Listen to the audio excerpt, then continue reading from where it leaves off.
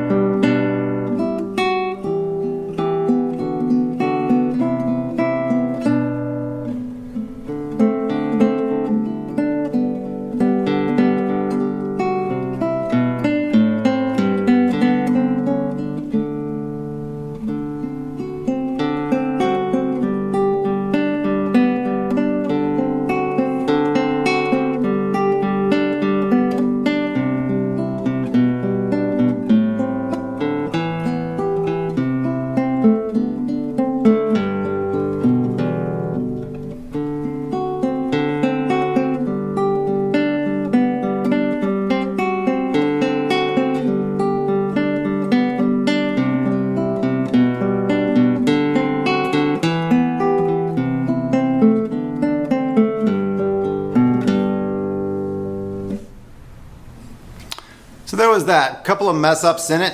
What are you gonna do? I could re-record it, but how genuine would that be? I could record it until it was perfect, but who cares? So now that you got a basic idea of what it sounds like and whether you actually want to invest your time into hearing me rant on about all the nuances, all the little nitpicky things to do with this, let's jump right in. So now looking at this score, the first thing we're going to look at with this score is the basic form. And this is what we do whenever we first start a piece in general. We just want to take a bird's eye view, zoom out a little bit and say, okay, what's the basic roadmap that we've got going on here? And so I would say, to begin with, look for big distinguishing ending features, such as this repeat sign right here. So there's a repeat sign right here, and down here at the end there's also a repeat sign. So this tells us that there's this first section, we'll call it the A section, and that repeats. So we have AA, and then we have another section from measure 9 to the end. We'll call that the B section, and then that repeats. So then we have BB. So our basic form of this piece is AABB. So now that we've got that out of the way, we can look at just taking ideas, just looking at things. So it looks like we've got 1, 2, 3, 4, 1, 2, 3, 4, 4 bars per line is the way that it's laid out on this piece of paper. So 8 bars per section, and then that repeats. At the end of each of these lines, and every 4 bars, then we have this right here, which is this rest right here, right? And so then that would make it look like, well, it looks like then that we have 2 4-bar sections within this big 8 that is the A section. We also have these 2 4-bar sections. And then looking at it, I would probably agree with that because they look kind of different. In the first one, we've got this type of material. We've got these 16th notes here going on, and then we have it again. In the second line, we don't have that. In the second line, there's something completely different. We have these chords here in the top, and then we have this bouncing back and forth business right here. So different material, and so that's the way that's kind of going with the first section. In the B section, let's take a look right here. In the B section, it looks like we've got So it looks like just glancing at the rhythm. We're not doing any kind of deep analysis or anything like that. We're just looking at it. Here it looks like we've got this 16th notes right here, and then we've got this back and forth thing going like this right here, right? And then look what happens again. We do it again, the 16th notes, the back and forth. Just looking at it, it looks like it could be the same material, or it might not be. We're not looking that closely at it just yet. If you were to look at the actual notes, you'd know that, oh, it is actually the exact same notes. And then they're suggesting to just do something different with the dynamics, maybe like an echo type of thing, a mezzo forte the first time, piano the second time on that. And so whether we actually do that or not, who knows? But we're just glancing at it. And then we have something new. We have this material down here, which looks kind of new in this section. And then we have the ending is this section over here, and so that's a little bit different as well than other things that we've seen.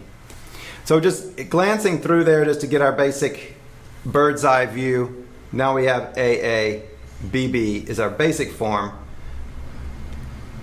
And now we have a clean score, and we can actually get into the nuances. So with that first cursory look, we don't want to do, we're just looking at stuff. We're just asking the big questions, like pretty much getting the lay of the land, seeing what's going on. So now let's just jump right in. We'll just start at the beginning. Sometimes I actually like to start pieces at the end, and that way if you started with the very end and then work back into the piece, then the further that you go along, the more and more comfortable you get with the material. And that's a really nice way to work as well. For right now, we're just going to start at the beginning and go through it. But when you're learning your own pieces, you might, if just for kicks, just for an experiment, start with the very final measure and the very final phrases, and then work backwards into the piece so that the first measure is the last measure that you actually learn of the piece. The first measure of the song is the last measure that you learn. That way you're getting more and more comfortable as you go into it. Normally, we learn the first piece, we've learned the first measure first, and we've played that 1,000 times by the time we've played the final measure 15 times. We're so much more top heavy on them oftentimes. So it's just a different way to do it if you wanted to.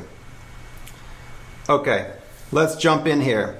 So looking at this right here, the first thing that we want to do is to say what is going on here, right? We just see this sea of 16th notes, 8th notes. We got stems going up. Right here, we've got stems going up. We've got stems going down. Here, the up stems right here. We've got stems going down here. So what's going on exactly? And what's happening is that we have these two notes are, let me just get rid of that. We basically have this shape right here, and then that shape happens again. Those notes happen again. And then we have this one, and then that happens again, and then we have this one. So for this first little stretch here, we have 3 different left hand shapes. So let's just do that first off. So let's just grab the guitar and take that. Actually, before we even do that, let's just look at the right hand and just say, what strings are this playing? So you could either play them with all opens, or you could mute out the strings like this and then just play it like this, thumping notes. Pay close attention to the I and M that they're saying there. So we basically start off with the thumb and the middle finger playing together, and then the index playing opposite them, back and forth. And then you can just see what strings you're playing, and you end up having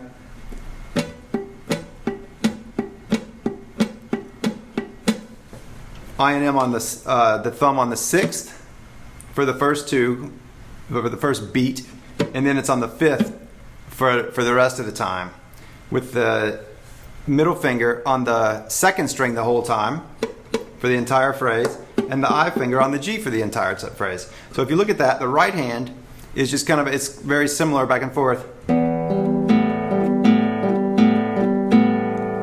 1, 2, 3, wait.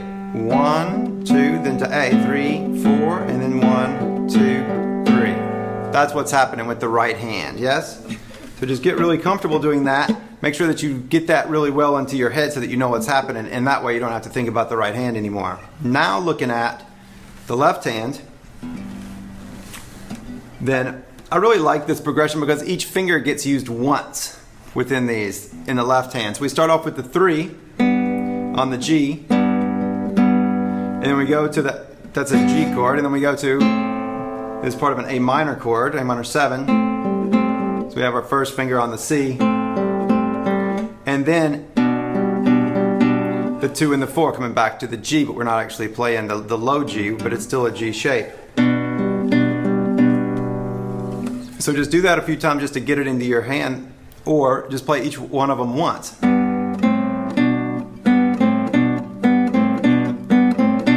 So you can just really get comfortable using those. I think it's important whenever we're learning a piece like this that yes, we play the piece, but we also play with the piece. So we want to take the material that we're looking at and turn it around, play it different ways, play with it. Just as a kid would, if you gave him something, he would play with it in a number of different ways. A spoon is now a spaceship, whatever it happens to be, or a catapult, or whatever it is. They learn objects, and they learn things by playing with them, not just playing specifically what it was meant to do, unless they're in Montessori. Okay, so now that we've got this first part, then I want to pay attention to the fact that the open G is going throughout all of this, right? Let me just grab a color here. So we have this G right here, right? This just pedaling. That's what it's called when it just kind of keeps going on and the chords change above it. The G stays put and the other stuff goes. The G is the interior voice. So we don't want to really hear too much of that. We don't want to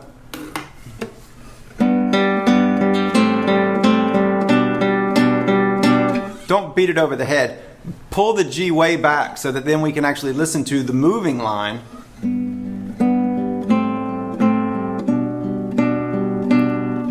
It's still there. It's just in the background. It makes a very three-dimensional sound. It makes it much more interesting and much more complex in the ear. It's really nice. Now what we've got with this little first bit is that they're suggesting starting mezzo piano, medium quiet, and then crescendoing basically throughout that entire first half of the line, right? There's something I'd like to add to that, and that is whenever we've got multiple, let's just have a new fresh score here. Whenever we have 2 of something, like we've got right here, right? Whenever we've got, this is 1, this is 2, it's the same thing, right? They're both G's. Now, they have different roles. Just like if you were saying something and you said the same word twice, they actually have different roles and different meanings and different things that they do. Like we oftentimes say that. I didn't know that was like that. I didn't know that was like that. The 2 that's have different meanings. I didn't know that.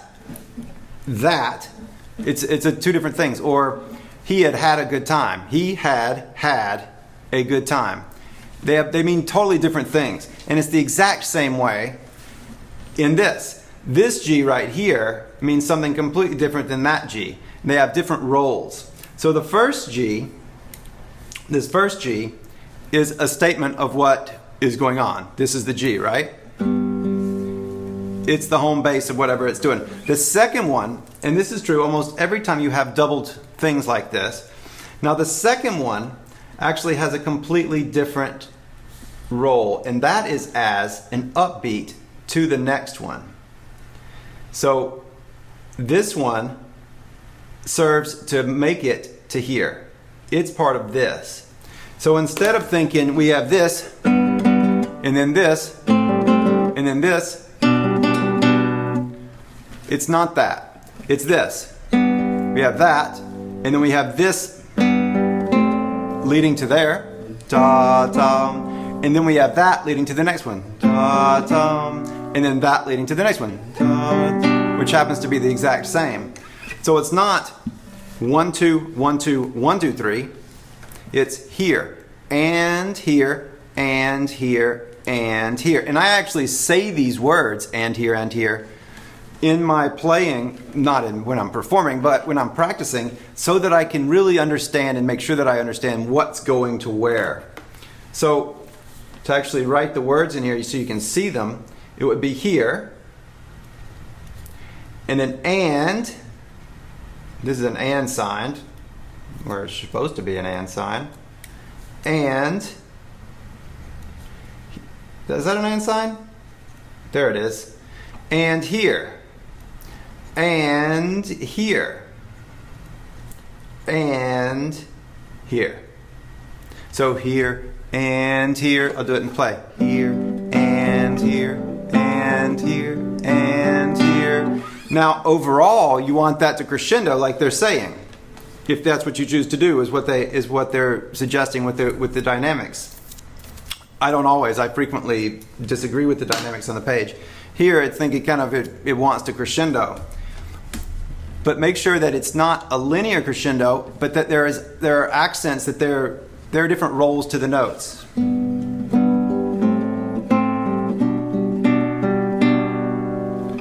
Here and here. I like to give the ands just a little bit more, not so much that they're accented. That'd be a little bit much. But we want them to know that one's connecting to the next. And so we want to think, and then we want a legato.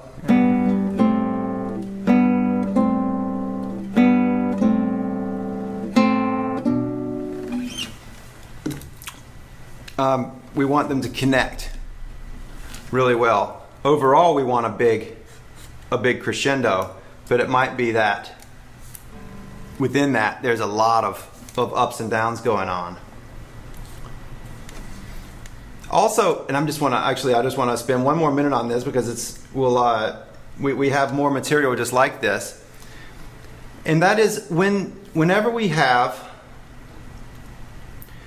notes going up in the melody. So this goes up, right? This melody line right here is ascending. It's going up, B, C, D, right? It's going up, and it continues to go up all the way to this G right here, right? Well, what I've found, the common way of phrasing this is that ascending lines get louder and descending lines get quieter. But I'd like to offer something completely the opposite and say that it actually is more effective on the guitar for ascending lines to get quieter as they go up and descending lines to get louder as they come down. And it might seem like kind of a splitting hair type of thing, but it really does make a huge difference in the way that your music comes across and how it communicates. So whenever we're going from one to the next, so if we're moving from the B to the C, which is going up, if we actually decrescendo that connection from the B to the C, that's this note to this note. If we actually decrescendo that, but we want the whole thing to crescendo, so basically we could think about your upbeats getting louder as they go.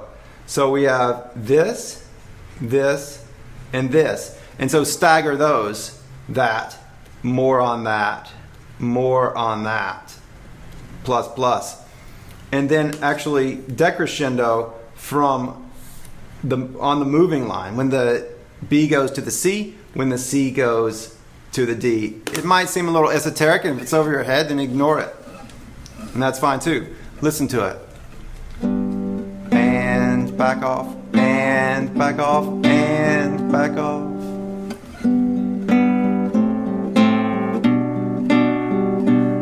The entire line crescendos, but actually the connection of one note to the next is actually decrescendoing. Tricky stuff right there, yes?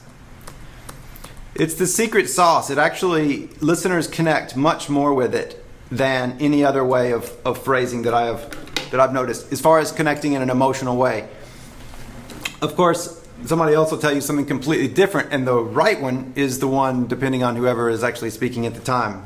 Of course, my way is right if I'm the one saying it, because that's the way we are as silly humans. So, now that we've got this phrase here, yes? We've got this first part. Let's move on to the second one. Play with that in any way you'd like to. The next is I want to talk for just a second about the connection of these two notes right here. Now, there's a concept called the long short.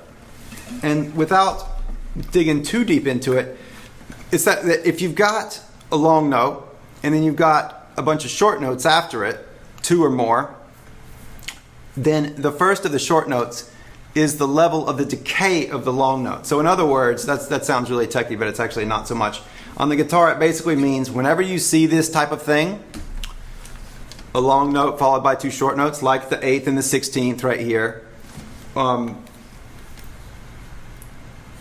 then the way that you would connect that would be that the first one is quiet. Ideally, the first one is exactly the volume that the long note has decayed to, and then you pick it up right there. And what that does is it connects the line. So let me just play this from the beginning of that measure. It's very, very quiet.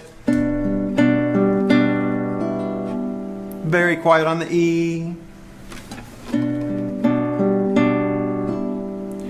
And because we want to actually decrescendo to the G, because we're going up still, because we want this to decrescendo to here overall, even though they're saying it's getting louder in this down here, just bear with me. Because we want this to decrescendo because it's an ascending line, then we have to be able to approach this upper note. We want to approach the upper note as a decrescendo. That basically means what that is. That's what we're talking about. Then we need to really honk on this F sharp so we have somewhere to go. Anyway, it's the leading tone. Notice that there's an F sharp in the key signature. So it'll be our second fret F sharp. And half steps are really interesting. Anyway, so the fact that we're going F sharp to G, the F sharp is very interesting. So don't just blow by it and then accent the top, which is what they're suggesting actually. Da da dum. Don't do that. Long short to the E. Accent the F sharp and then back off to the G. Da da da. You could even take just a little bit more time on the F sharp if you wanted to. If you play a little bit louder, it's going to sound like you do anyway. Let me play that from the beginning of the measure for you.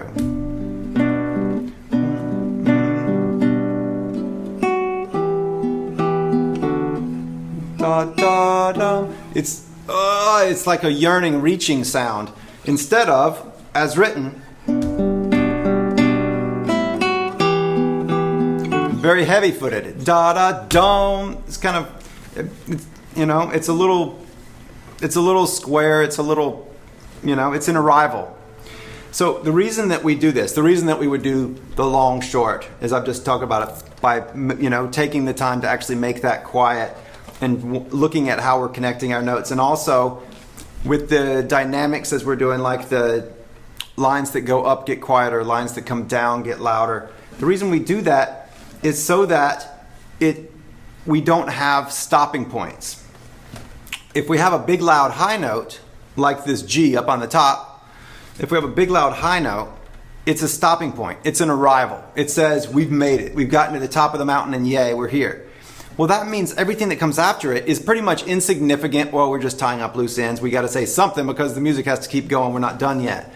So instead of doing that, think about the high note as just rounding the corner and that there's a whole nother thing there. And so really, it's just about getting around the high note beautifully so that we can then continue on.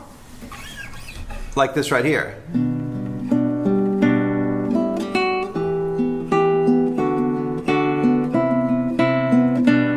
All of a sudden, we didn't want to stop at the high note. As like,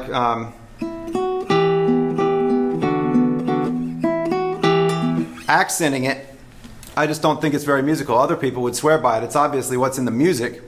I don't know if Carulli wrote this or an editor wrote this, but it's really common to see this sort of thing, and I just disagree with accenting high notes or crescendoing up to high notes and making them as some sort of arbitrary point that we're trying to get to with our dynamics and with our volume. It just doesn't make sense to me. So basically the bottom line here is this note right here, the F sharp. Quiet on the E, loud on the F sharp, and then back off. Because what that allows us to do, if we back off on that E and G, that allows us to crescendo on the way down. It allows us somewhere to go, and it makes one big arch out of the entire line. Or one big movement through the entire line. So just like we did in the first two measures, go through, do the right hand by itself for the second half of this line, which are the E's. It would be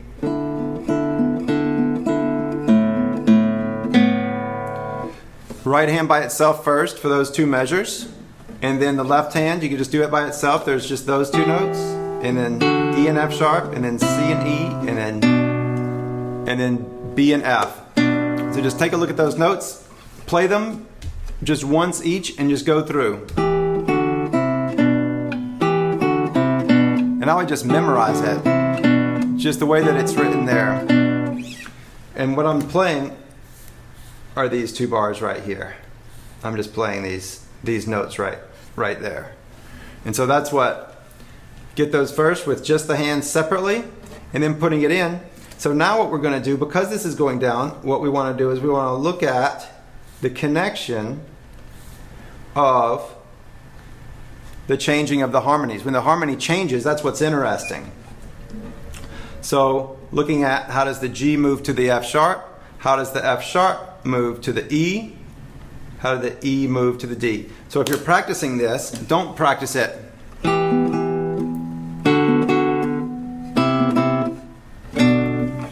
that's not a very musical way of practicing. Instead, think about it this way. Put gaps this way. And then, and then, and then. So practice that way. Take as much time between the two as you need to, but practicing connecting the changing harmonies. Instead of one shape at a time, think one movement at a time, one transition from here to here. Wait as long as you need, and then, so don't get into the habit of pausing. What was that next one? All right. What was the next one? All right. Don't practice that way. That's not a forward-looking way to practice. You're not going to become a beautiful playing great musician by practicing that way. You just never will.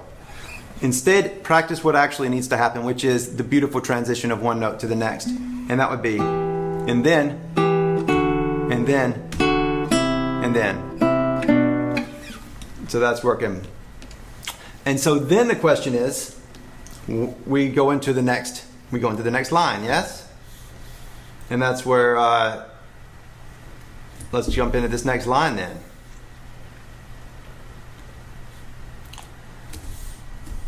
So here, whenever we have repeated material like this, yes? Whenever we have chords or notes that are repeating, the worst thing we could do would be to just play them all the same. That's not moving us forward in the music at all. We're kind of stagnant at that point.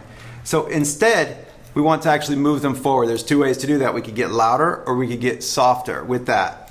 Typically getting softer sounds like dying away, and it's kind of hard to work with that. I propose that whenever you have repeated material, start them quietly and crescendo them. And that way, it'll just kind of be a surge. It's just always moving forwards. So these repeated notes would be dun, dun, dun. Start off quietly so that you have somewhere to go. If you accent the very first note, you're done. Where are you gonna go from that? You can't. Start quietly.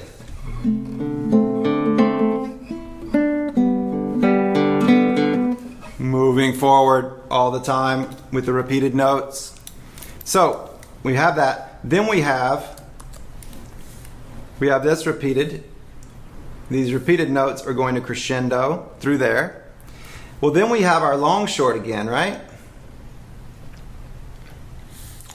This is our long short again. We have our long notes and short notes. We have at least two of the shorter notes, 16th notes in this case.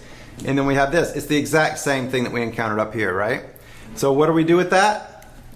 It means that we're going to decrescendo to the E. It basically means play the E quietly. I'll just put parentheses around it.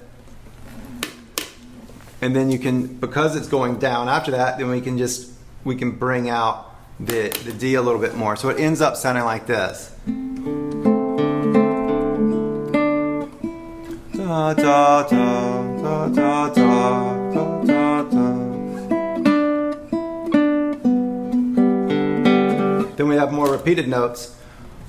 So then we need to crescendo those as well, yes? So whenever you see these, we're actually thinking these are different. It's not da-ka-da. Da-da-da. Da-da-da. It's not that. It's dum bottom here and here, or off and here, and here, off and here, and here, off and. And then we get into something different altogether, and that is this back and forth business right here, right? So this is the same. This is similar material right here as up here. So another way to practice this would be to put them all right next to each other, so that then you have and two here, and then and two here, and then and two, and this one is slightly different. We're still splitting it there.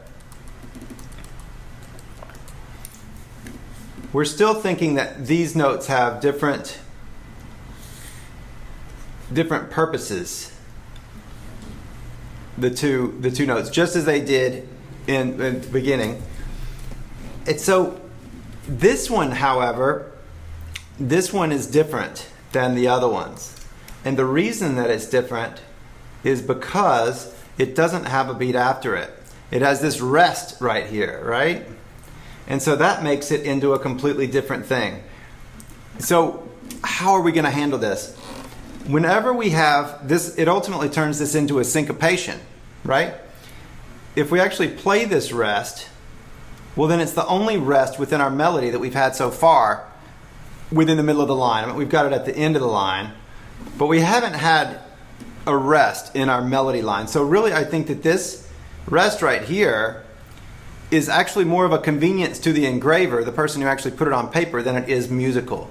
So instead, I would think of, especially since this line, these notes are connected, that's one big phrase right there, then I think that actually the phrase starts right here, and then it goes all the way. Let me clean that up for you. So this goes all the way to there. And the way that we handle syncopations like this, ties and syncopation, both tied notes and syncopations, is that we set them apart. And so what we want to do then is actually break right here. We want to actually hear a moment of silence. We want to separate that for practice. We may or may not put it into the final result, but we definitely want to hold that F sharp over this note right here, so that it's not actually playing a rest, because the rest is not real. It's not there for any musical reason. It's there for a convenience of writing music. So instead of doing it like this, or even break, how about this right here? Ba-ba-dum. Do that, break, and then play the F sharp and let it hold on. You could actually even bring out the F sharp a little bit with a little bit of an accent. Little accent there.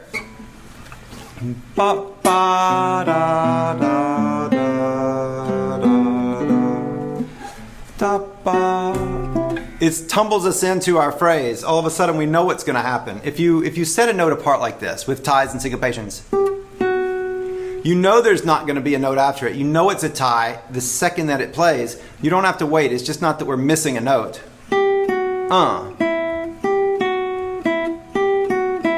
That could be anything. If we put a space in front of it, or if we set it apart, play it slightly late, and by that I mean like a millionth of a second, and you shouldn't think about playing it late, but it turns out to be playing late just because you're listening to the space in between it.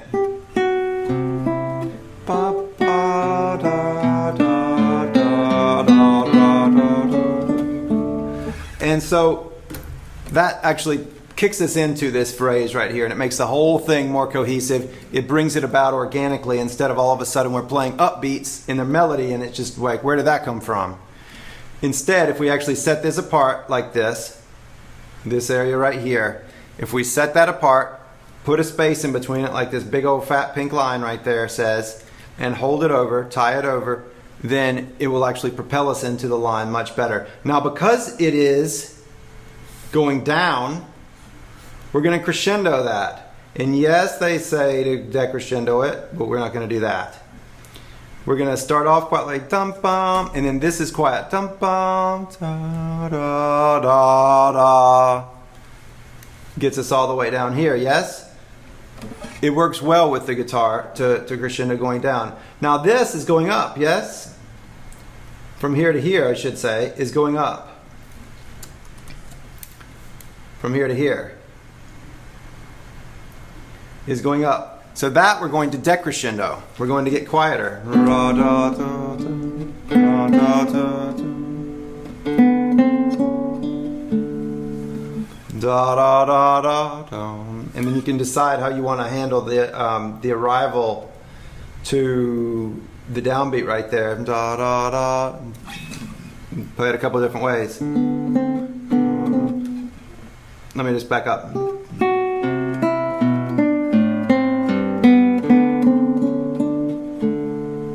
Da, da, da, da, da, continues the decrescendo. So then in that case, we are ending in the way that they recommend, which is a decrescendo. We are decrescendoing to the end. It's just that the entire phrase doesn't decrescendo, just the ending measure decrescendos instead of all of this. So it actually ends up being more like that. There's that, and then there's that.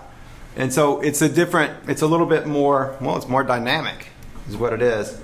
Da da da da dum. And so I would probably just decrescendo it. We could actually get louder to the last note. Da, da, da, da, da, da.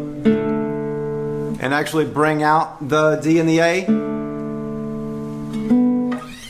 And there's arguments for that as well, actually. One of the main arguments for that would be to think about this right here, this note, to think about this not as an ending, but it's the upbeat to whatever comes next. If we're repeating, then it would be the upbeat to this, in which case it's a 5 chord, because it's a D7. D7 to G, so that's our 1 chord right there. So 5, 1.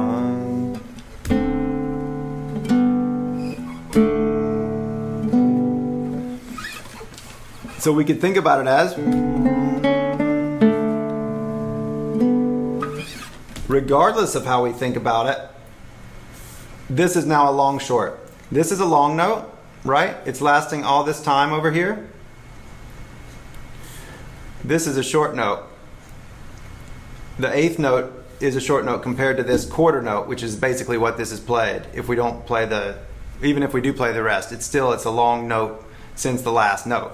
So whatever it is, we're going to decrescendo the second time. We'll decrescendo into that first note. So we basically play this really quiet on the second round.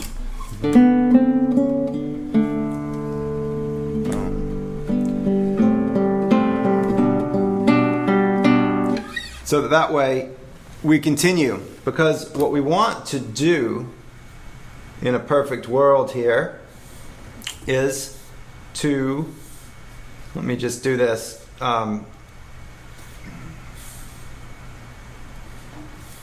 Okay. Hang on here. Dope. Okay.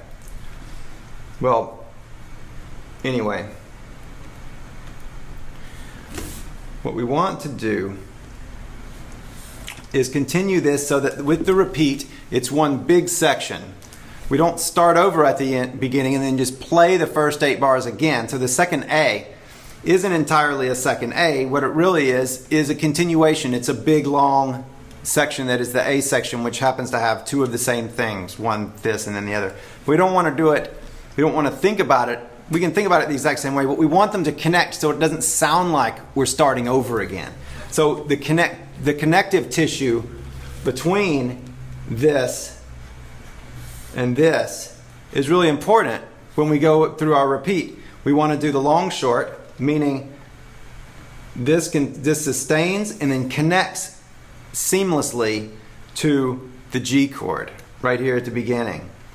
And we do that by playing the G chord very quietly, ideally listening to the decay of the D, even if you play the rest, what the decay would be, and then coming in at that level.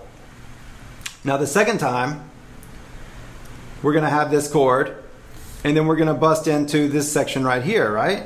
So then what we have is that we go forward, we're connecting this way, from here to here, right?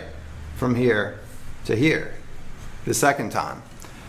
And so we want that to connect really well as well, so that it doesn't sound like, okay, that was the first piece, now we're going to play the second piece. We want it to be cut from the same cloth. We want to keep going in the same way. So let's move on then into this measure 9 and see what happens here. So, measure 9.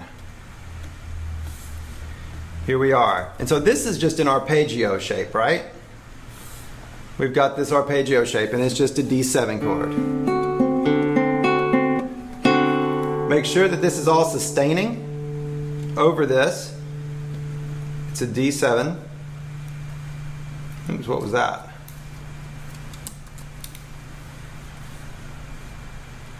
D7 chord. And just like we did before, we have 2 things, right? We have this, and then we have this, and it's the same thing. So this is the statement, right? And then this is the upbeat. Let me change color. This is the upbeat that moves us forward. This one. So it's not same thing twice, ta ta ta ta ta ta ta ta. We want it to move forward because that's what we want everything to do, is to move us forward into new material. Think about the second one being, okay, D7, D7 to here. D7, D7, and we're back at our G chord. Dun dun dun dun dun dun dun dun, boom. So this, think about this as being 2 separate things, and this goes forward. This is just our statement into the new material. This is proportion forward, moving forward through there. And where does it go? It goes to this part right here, which again is sort of similar to this up here, right? But it's different because now instead of both lines going, what we have is one line going down and then back up, and then one line just going straight along. And so let me just back this up.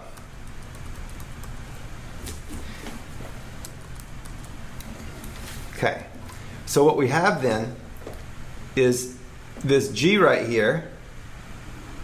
What do we do with repeated notes? We crescendo them or get them way out of the way if they're just accompaniment notes. But whatever it is, we're not going to rail on them. We're not going to play them very loud. Now this, the top part then, is a descending line, right? We're going down and then we go back up. So we're going to crescendo this to here. We'll crescendo this, and then we'll decrescendo back to there. So it'll end up sounding like this. Dun, dun, dun, dun, dun, dun, dun. Loud. So we start off quiet, louder, louder, and then back off again.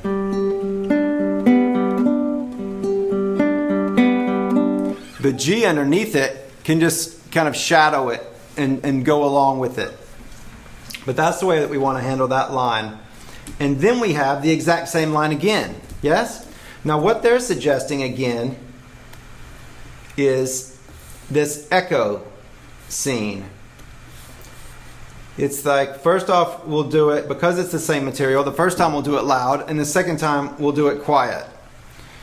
And that does not move us forward very well, because it sections it off. By saying the same thing again, just like we talked about earlier, it's by saying the same thing again, simply quieter, it does not move the music forward. It's the echo thing I think we can do better than that. Let's hope we can do better than that. We'll at least try. We can always come back and do it this way if we can't find anything better than that. So one thing to do would be to reverse these, so that the first time we play it piano, the second time we play it mezzo forte. And so that's one thing. Another thing would be to think of it as one thing. Instead of something that's then repeating two things, we think of it as one thing. And then we could just do a great big crescendo over the entire line. Let's try that.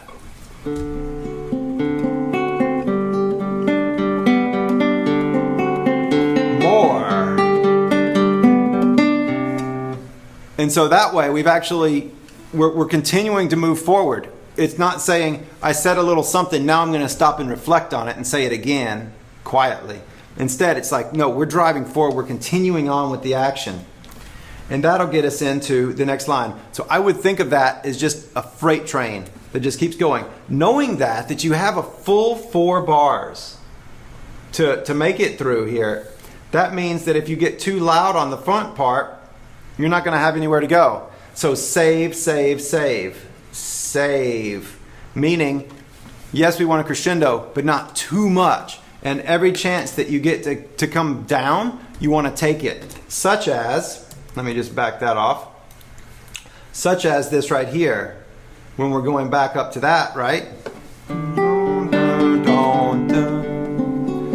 That gives us a chance, since we're getting quieter with this melody anyway, back it off just a little bit much and then connect forward with it. And then it doesn't seem like we've actually paused and are doing the same thing again. It seems like a continuation of the melody line, but we're actually still getting this big shape in here that lasts for the entire line.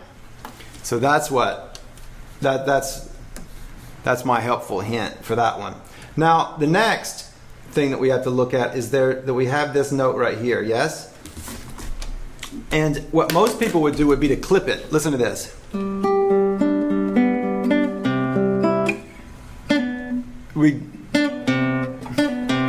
We clip that note thinking about the next stuff. So we don't even think about that last note.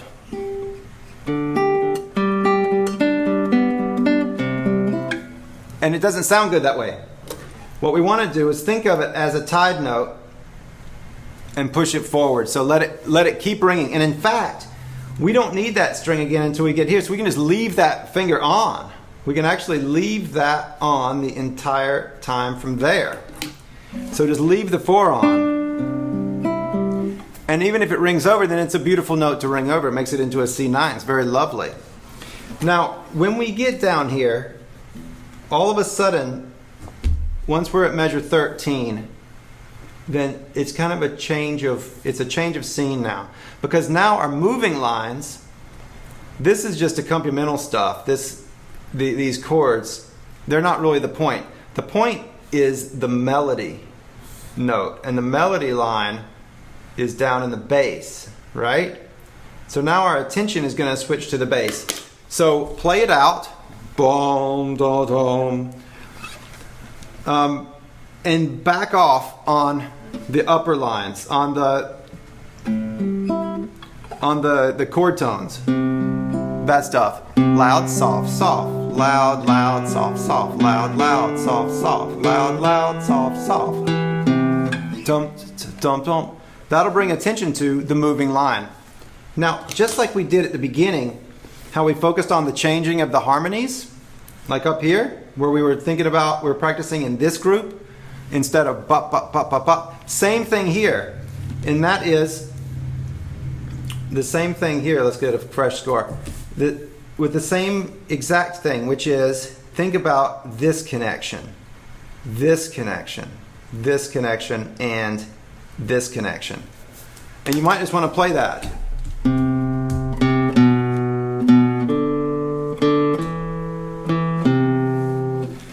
We can also apply our dynamic rule of if it goes up, get quieter, if it goes down, get louder to this. And so C, we just say it. And then we have a C and then a B, so we'll get louder to the B. The B is louder than the C. Then the next we have BD. The B will be louder than the D. Back off. And then we have D to an E. D will be louder than the E. Dun, dun. And then E going to C. The C will be louder. Da, dun. So now we have this.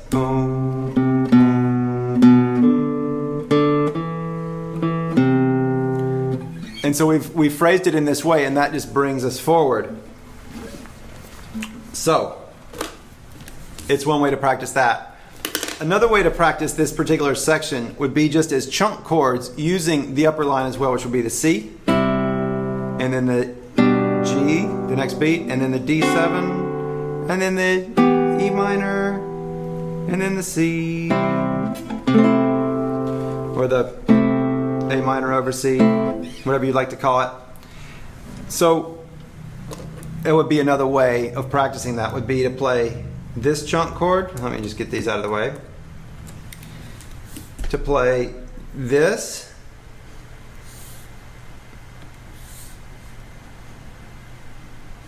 and then this, and then this, and then this. Those are the chords. So that when you're memorizing the tune or whenever you're just putting it together in your head, it's not a whole bunch of things. It's just shape, shape, and we just happen to be leading to the next with the thumb. Shape, and then the thumb, and then shape, and then thumb again. Where do we go? D7, and then thumb, U shape. And so that'll get you through this entire section right here. So yes, overall, it crescendos, like they're saying right here, down here, right? It says there's this big crescendo written in there. Can't hardly see it on this page, but it is there, down there. But within that, there's all this little ups and downs going on, because music is alive. You want it to constantly be doing something. It's interesting. You want big crescendos over big amounts of time, but within that, there is, there's all shades within that. So then that gets us into the very last measure. How exciting. Let's look at this. So now we're into this last measure. I would treat these with the exact same rules that we were just talking about, which is this line right here, we want a crescendo because it's going down, right? Back off from there to there, crescendo down from there to there. Yes? Crescendo down from there to there. So then we have something like this right here. Then it goes up to the B, so get quieter. And then D's quiet. And then get louder. Also, be sure not to make the mistake of thinking that the bass notes are part of the melody. This G is kind of there by itself, but it's not part of it. So you want to make sure that the A continues to hold and connect with the G, because that's the line.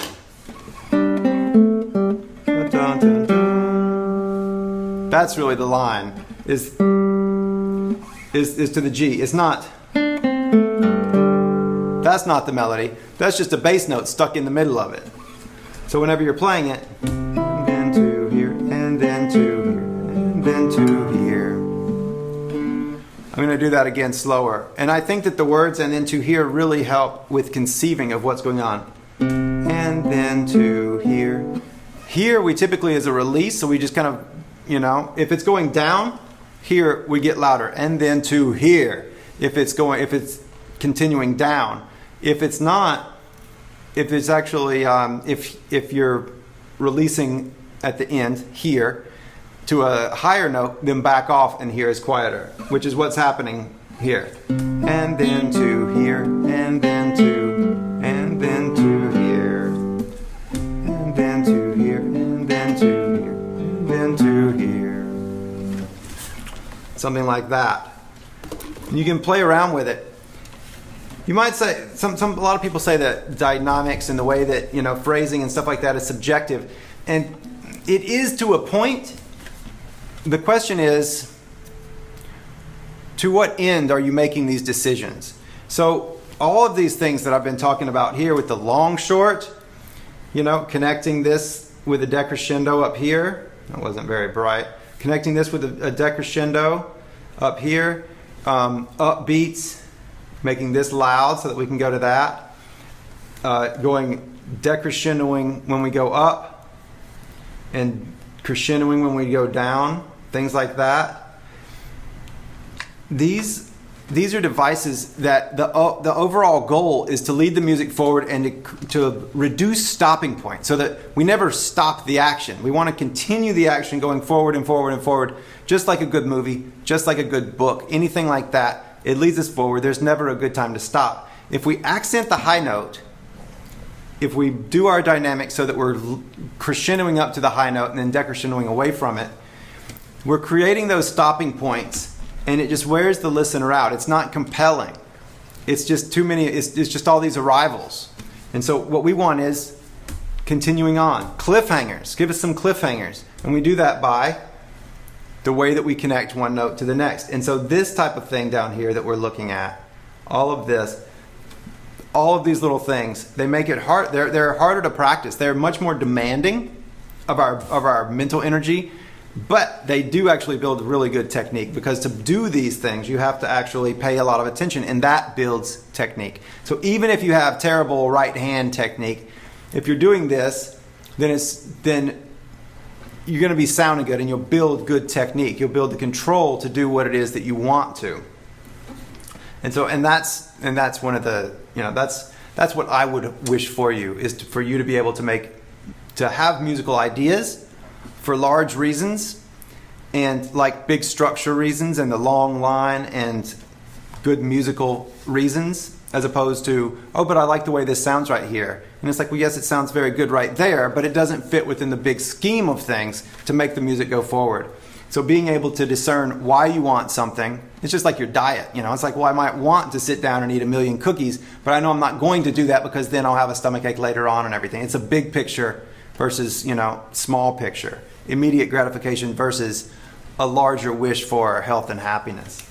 With our pieces, we have big structure, and then we have our little moments. And accenting the high notes and is kind of a short-term gratification. It's like eating a bunch of cookies.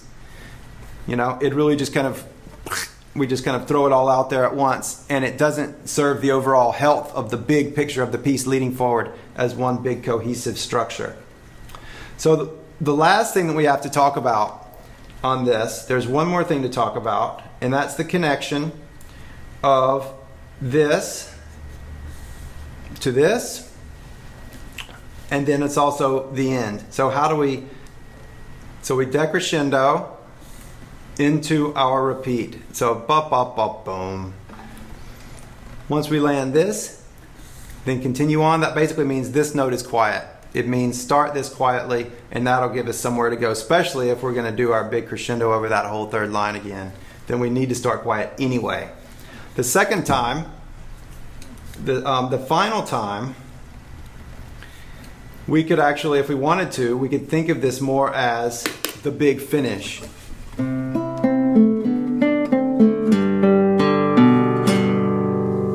Boom, bum, bum, bum. Big, strong. You could do something like that. You could actually give a little bit of a retard through here. I would like, all right, time issues like this, like a squiggly line. So you could take a little bit of time there.